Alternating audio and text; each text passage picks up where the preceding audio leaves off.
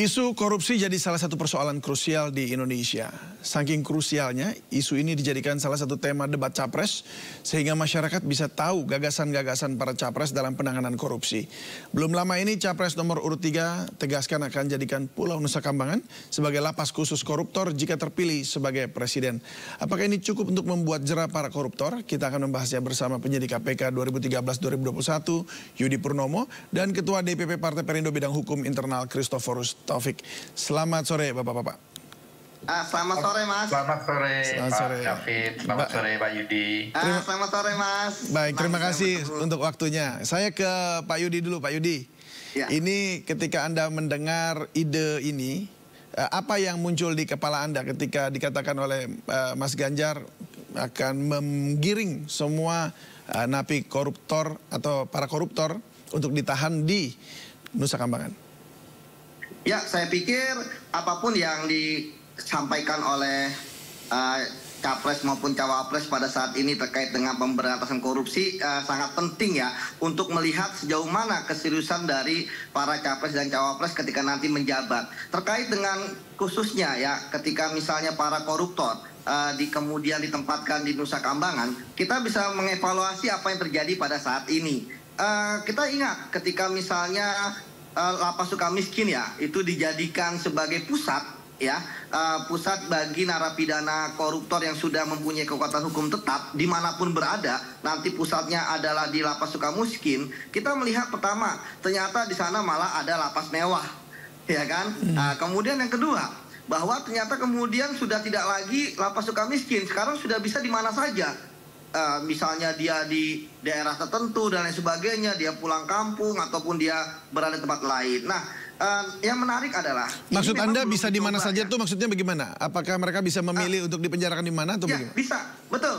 Mereka bisa memilih dengan meminta kepada jaksa eksekusinya ditempatkan, misalnya saya ingin di Bengkulu karena lebih dekat dengan keluarga, atau saya ingin di Surabaya, atau saya ingin di Malang dan sebagainya, tergantung dengan apa yang dilakukan oleh dia.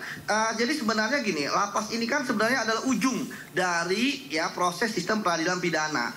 Menurut saya ini akan sangat efektif ketika pertama bahwa hukuman bagi para pelaku tindak pidana korupsi ini itu tinggi. Gitu. Kita melihat bahwa saat ini kurang lebih paling hanya 3 tahun lah hukuman bagi para koruptor. Seharusnya ketika mereka nanti di Nusa Kambangan itu semakin memperkuat ya bagi para penegak hukum untuk membuat hukum yang lebih tinggi, misalnya di atas 10 tahun seperti itu. Kemudian yang kedua, sebenarnya ketika ditaruh di Nusa Kambangan, apa sih efek jera yang diinginkan?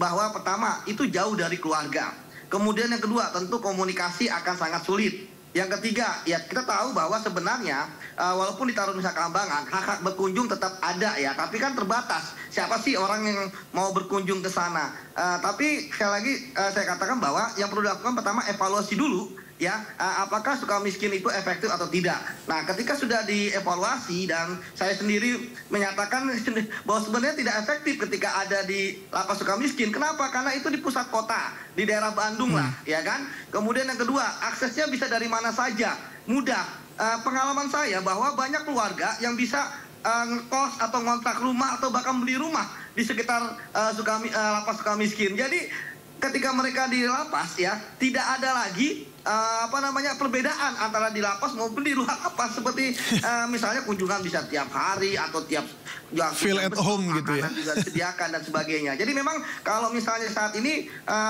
menurut saya tidak efektif. Nah, kalau misalnya nanti Pak Ganjar memang benar-benar merealisasikan di Lapas Nusa Kambangan, saya pikir itu adalah salah satu cara untuk membuat ketika orang korupsi, ketika Anda korupsi nanti taruhnya di Nusa Kambangan loh, bukan di Sukamiskin ataupun di daerah lainnya. Baik. Seperti itu yang saya harapkan nanti teknisnya adalah ada PP terkait dengan itu. Seperti itu, Mas. Baik, saya ke Pak Kris. Pak Kris, apa akan efektif dan memberi efek jera gitu jika memang dibawa ke Nusa Kambangan?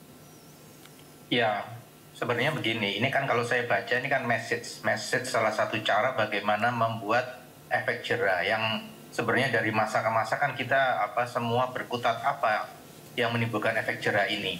Mungkin salah satunya adalah ditaruh di Nusa Kambangan efek jeranya, tetapi perlu diingat juga bahwa itu seperti tadi disampaikan Pak Yudi, ini kan di ujung, tetapi di awal-awalnya sebenarnya yang juga harus dibenahi juga adalah banyak sekali sistem yang harus dibenahi. Salah satunya adalah mungkin yang waktu itu seingat saya juga sudah disampaikan oleh Pak Ganjar adalah mengenai digitalisasi.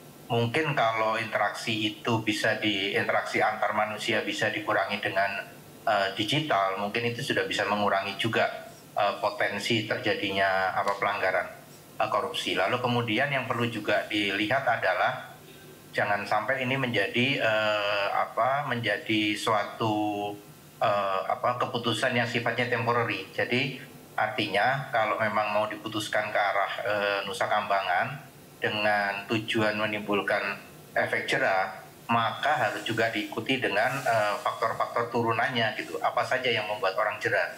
Seperti sebenarnya kan sudah banyak berkembang di masyarakat, antara lain adalah hukuman, kemudian juga penindakannya dan sebagainya.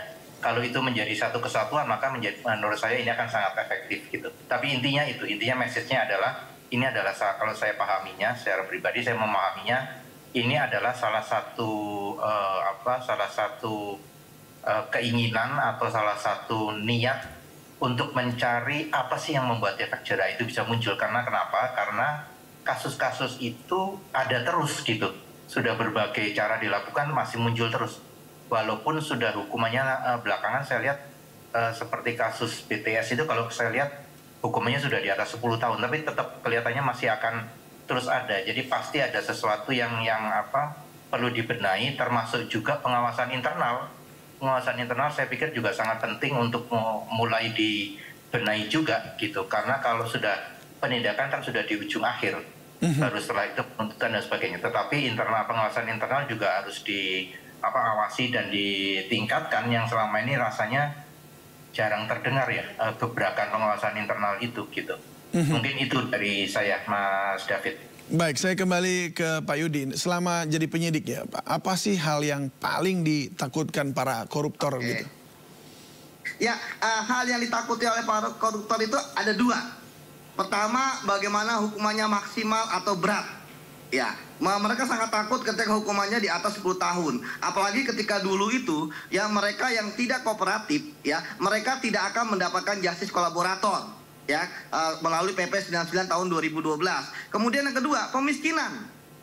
Mereka sangat takut ketika harta hasil korupsinya itu dirampas, sehingga mereka sudah tidak lagi mempunyai apa-apa.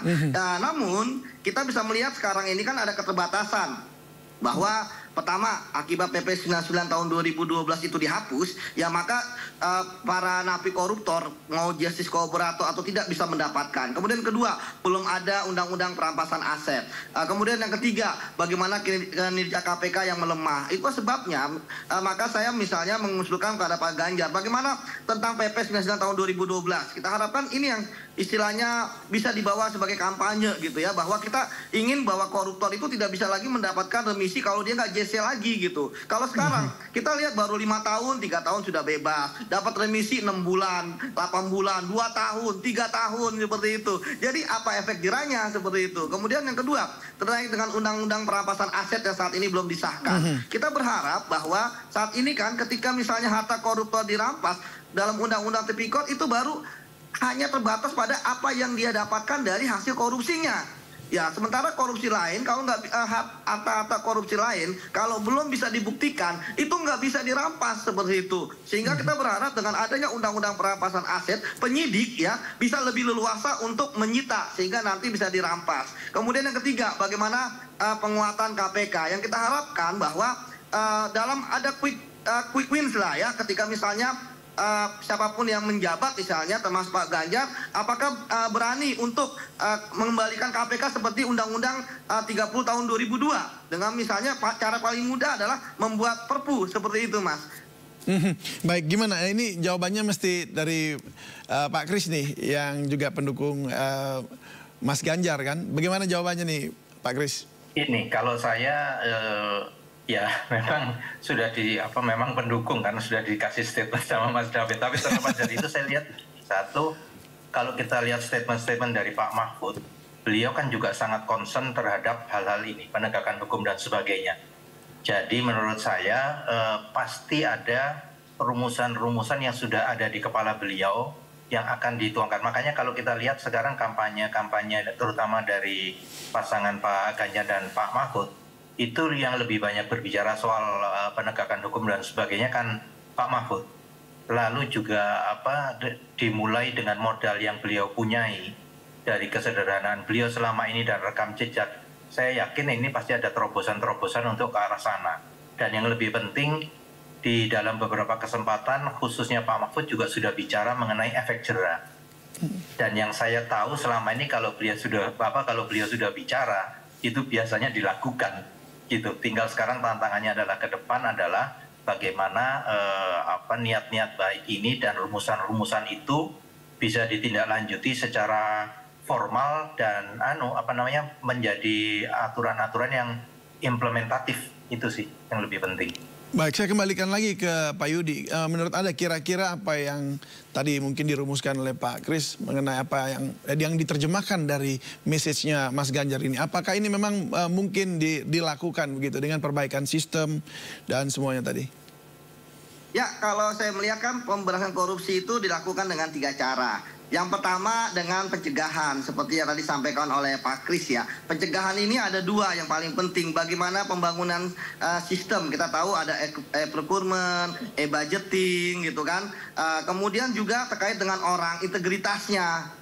Banyak pejabat-pejabat yang ditangkap itu sebenarnya mereka bukan karena gaji gitu ya. Penghasilannya sudah cukup gitu. Tetapi mereka terjadi karena rakus.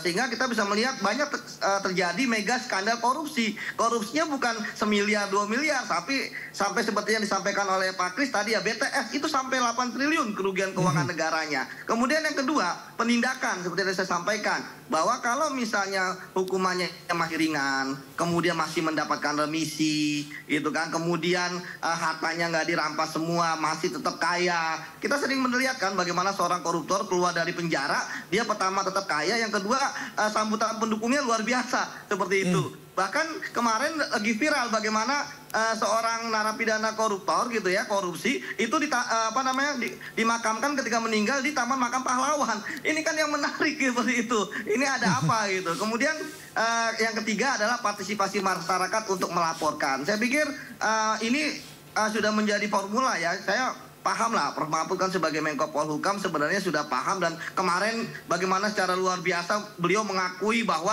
secara moral revisi Undang-Undang KPK melemahkan. Artinya ya ini mungkin yang harus diterjemahkan oleh timnya Prof. Mahfud ya dan Pak Ganjar ya, yang melemahkannya itu seperti apa. Ya kan kami juga pernah merilis tuh sekitar ada 26 pelemahan. Itu ada di media. Silakan dipelajari kemudian dikembalikan. Karena apa? Karena kita kan ingin menyelamatkan uang rakyat gitu kan. Kalau misalnya KPK masih seperti sekarang, itu saya pikir akan sangat-sangat sulit. Apalagi tahun depan kita akan memilih pimpinan KPK yang baru. Seperti itu, Mas. Iya, mungkin saya kembali lagi ke Pak Kris ini, karena memang melihat indeks korupsi Indonesia ini kan menurun ya, peringkatnya dari 99 ke 110. Jadi yang melemahkannya di mana sebenarnya kalau dari yang sepengetahuan Pak Kris? Begini, kalau soal indeks korupsi itu sebenarnya kalau kita cermati itu bukan hanya masalah penindakan, tetapi masalah banyak yang menjadi parameter untuk menentukan indeks itu, termasuk kepastian hukum, termasuk transparansi dan sebagainya. Jadi menurut saya kalau mau bicara indeks korupsi supaya membaik, maka parameter-parameter itulah yang harus diperbaiki. Jadi saya pikir ini 2 hal yang terpisah. Kalau kita bicara indeks korupsi itu adalah berbagai parameter, bukan hanya masalah penindakan. Ini kan sekarang kita bicara penindakan. Nah, menurut saya apa yang disampaikan Pak Yudi tadi patut menjadi catatan begitu, dan saya menyatakan diri sebagai pendukung. Nanti aku cari Pak Yudi, saya catat, saya sampaikan ke teman-teman apa yang dirilis oleh Pak Yudi itu. Pasti saya berikan ke teman-teman untuk ditindaklanjuti bersama. Begitu, itu yang pertama. Lalu yang berikutnya begini, Mas David, saya melihat sekarang ini sudah berkembang, kalau istilah saya bentuk-bentuk korupsi yang baru gitu. Baru dalam arti begini.